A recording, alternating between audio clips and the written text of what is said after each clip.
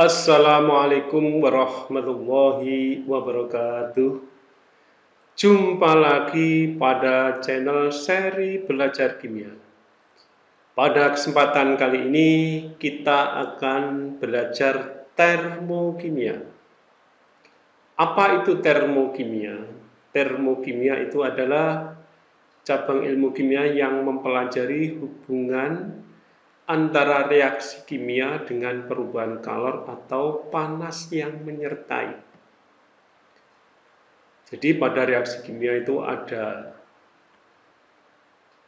yang menghasilkan kalor, panas, ada reaksi kimia yang memerlukan kalor atau panas.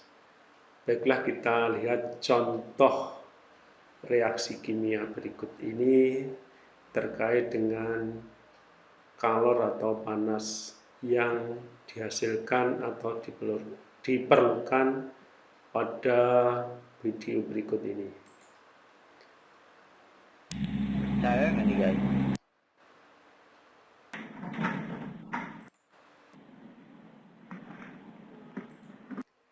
Ini adalah reaksi pembakaran batu bara. Ya, cukup.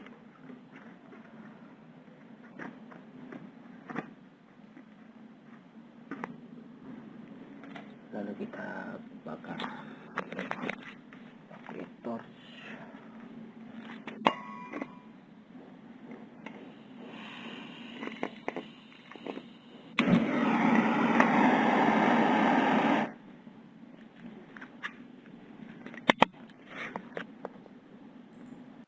Oke, pada reaksi pembakaran batu bara ini adalah reaksi tersebut menghasilkan panas atau kalor. Reaksi kimia itu meliputi reaktan dan produk. Reaktan itu adalah zat yang bereaksi, produk itu adalah zat yang dihasilkan. Selain reaktan dan produk, maka pada reaksi kimia itu juga ada perubahan suhu. Untuk lebih jelasnya terkait dengan perubahan suhu yang menyertai itu pada reaksi tersebut menghasilkan kalor atau reaksi tersebut memerlukan kalor, kita tinjau sistem dan lingkungan. Apa itu sistem? Sistem adalah segala sesuatu yang menjadi pusat pengamatan. Di sini yang disebut sistem itu adalah reaktan dan produk. Ya. Terus apa yang dimaksud lingkungan? Lingkungan adalah segala sesuatu di luar sistem dan dapat mempengaruhi sistem. Marilah kita lihat contoh, misalkan contoh pada reaksi natrium dengan air. Reaksi natrium dengan air itu diletakkan pada sebuah gelas, ya, ada tempatnya yaitu berupa beaker glass atau beaker glass ini. Ini ada air, kemudian diberi natrium. Maka yang dinamakan sistem itu adalah natrium dan air, ya, yang bereaksi ini, zat yang bereaksi dan zat yang dihasilkan nanti tentunya. Kemudian yang dinamakan lingkungan yaitu gelas ini, ya pokoknya di luarnya sistem, gelas dan udara di sekitar ini atau benda-benda di sekitar sistem ini. Jadi gelas ini adalah batas lingkungan dengan sistem ini, gelas. Gelas sendiri itu juga termasuk lingkungan, ya.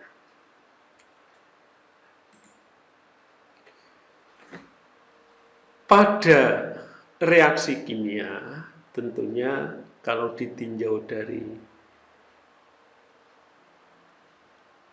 transfer energi, yaitu ada sistem dan lingkungan, ada reaksi yang memerlukan kalor, yaitu terjadi aliran kalor dari lingkungan ke sistem. Energi masuk ke dalam sistem dari lingkungan, yaitu aliran panas atau kalor dari lingkungan ke sistem.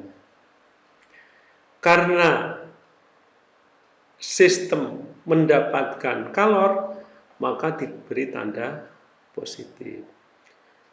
Jika energi itu dari sistem ke lingkungan, maka diberi tanda negatif karena sistem melepaskan energi atau kalor. Kalor yang dilepas dan diterima oleh suatu sistem, jadi pada reaksi kimia itu ada kalanya kalor, ada kalanya menerima kalor, ada kalanya melepaskan kalor. Kalor yang dilepas dan diterima oleh suatu sistem atau reaksi kimia pada tekanan tetap disebut entalpi atau diberi lambang H. Entalpi itu tidak dapat diukur secara langsung. Jadi yang dapat diukur itu adalah perubahannya, sehingga yang dapat ditentukan besarannya itu adalah perubahan entalpi atau diberi lambang delta H. Delta H itu adalah H produk dikurangi H reaktan pada reaksi kimia. Berdasarkan aliran kalor, sistem itu ada 3, yaitu sistem terbuka, sistem tertutup, dan sistem terisolasi. Sistem terbuka adalah sistem di mana dapat dimungkinkan terjadi perpindahan kalor serta materi.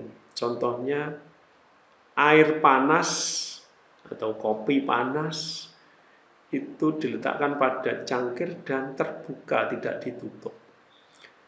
Maka kalor yang ada di dalam air ini, di air panas ini akan mengalir ke lingkungan. Selain kalor atau energi, juga materialnya. Jadi air ini juga akan terjadi uap. Nah, ini kelihatan seperti ini. Nah, ini uap air, sehingga ada molekul-molekul air yang di sini berbeda. Itu dinamakan sistem terbuka. Kemudian yang kedua, sistem tertutup, yaitu di mana dapat dimungkinkan terjadi perpindahan kalor, tetapi tidak terjadi perpindahan materi. Ini misalkan air panas yang ditutup. Kalau ditutup, maka air yang ini kan tidak mungkin menguap keluar airnya. Tapi kalau dibiarkan, air ini kan juga dingin. Nah, kemana kalornya? Kalornya juga lepas ke lingkungan, terjadi aliran kalor. Tapi tidak terjadi aliran material atau berupa air. Itu dinamakan sistem tertutup. Kemudian yang ketiga, sistem terisolasi, yaitu sistem di mana tidak dimungkinkan terjadinya perpindahan kalor dan perpindahan materi. Itu adalah contohnya air panas yang diletakkan pada termos. Maka airnya juga tidak keluar, panasnya juga tidak keluar, tetap panas airnya. Itu yang dimaksud sistem terisolasi. Jenis-jenis reaksi berdasarkan perubahan energi. Itu ada dua jenis. Yang pertama adalah reaksi eksoterm, yang kedua adalah reaksi endoterm. Reaksi eksoterm ini reaksi yang melepaskan kalor. Jadi sistem melepaskan kalor. Atau terjadi aliran kalor dari sistem ke lingkungan. Kalor ini dari sistem ke lingkungan. Ini digambarkan ini, kalornya ini lepas, atau sistem melepas kalor. Tentunya lepasnya ke lingkungan. Kemudian reaksi endoterm, reaksi yang memerlukan kalor. Ini terjadi aliran kalor dari lingkungan ke sistem. Sistem memerlukan kalor. Pada reaksi eksoterm dan reaksi endoterm ini ada perbedaan. Jadi eksoterm itu kebalikan dari endoterm. Ya. Pada reaksi eksoterm ini sistem melepaskan kalor, seperti eksoterm. Endoterm sistem menerima kalor atau memerlukan kalor. Sehingga H produk kurang dari H reaktan. Ya, H produk, H2 ini maksudnya H produk kurang dari H reaktan. Karena delta H itu H produk dikurangi H reaktan, H2 dikurangi H1. Ketika H2-nya lebih kecil, maka perubahan entalpi atau delta H reaksinya minus ya, untuk reaksi ekstern. Untuk reaksi endoterm, H produk, entalpi produk lebih besar dari entalpi reaktan. Sehingga delta H nilainya positif karena delta H H2 dikurangi H1. Ketika H2-nya lebih besar dari H1, otomatis hasilnya mesti positif. Kemudian suhu lingkungan pada reaksi eksoterm itu naik atau lingkungan menjadi panas. Untuk reaksi endoterm, lingkungan menjadi dingin. Ya. Reaksi kimia kok menghasilkan panas, itu dinamakan reaksi eksoterm. Reaksi kimia kok menghasilkan, kok menjadi dingin, itu dinamakan reaksi endoterm.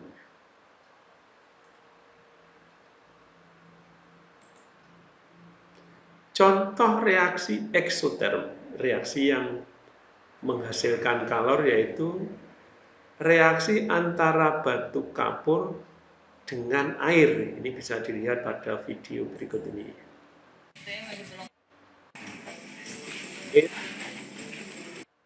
Ya, air ya dimasuki apa itu batu kapur.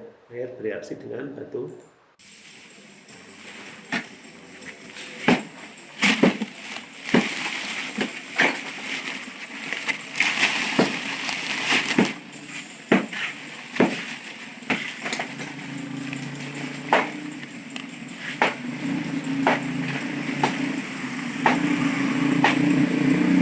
Ini reaksinya. Gula apa gembula ya? Gembula ya apa? Mendidih. Pada video itu airnya yang mula-mula dingin, kemudian batu kapur dingin, setelah bercampur maka terjadi panas ya, yaitu menghasilkan panas atau mengeluarkan panas. Maka reaksi itu dinamakan reaksi eksoterm.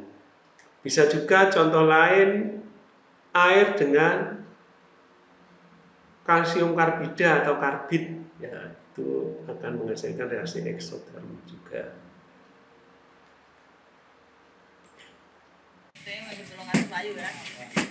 Reaksi gamping kalau Berikutnya contoh reaksi endoterm. Ini reaksi endoterm itu air dicampur dengan pupuk urea. Kita lihat videonya berikut ini.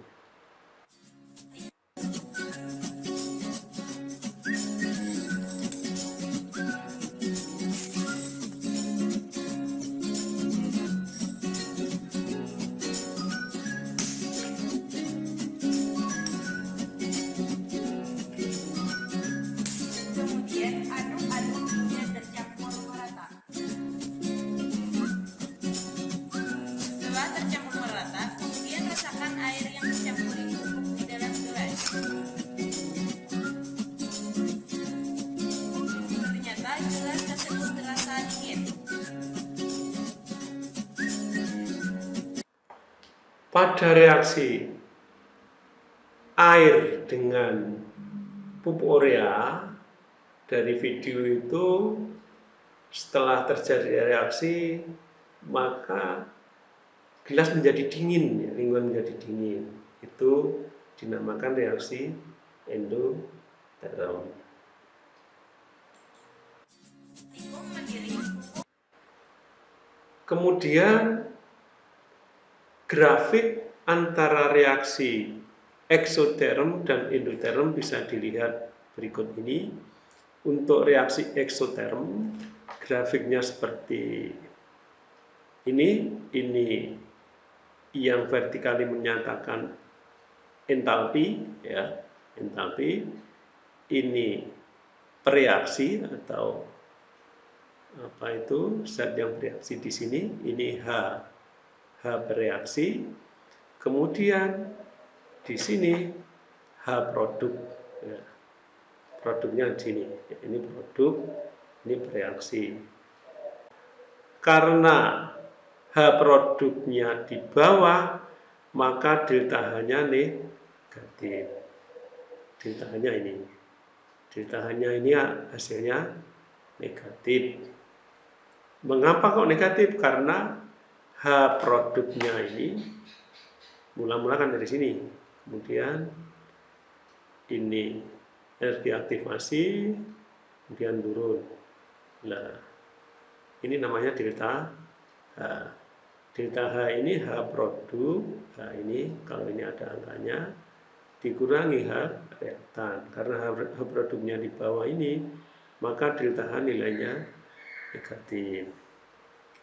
Kemudian untuk reaksi endoterm, ini reaksi atau reaktan, hanya di bawah ini.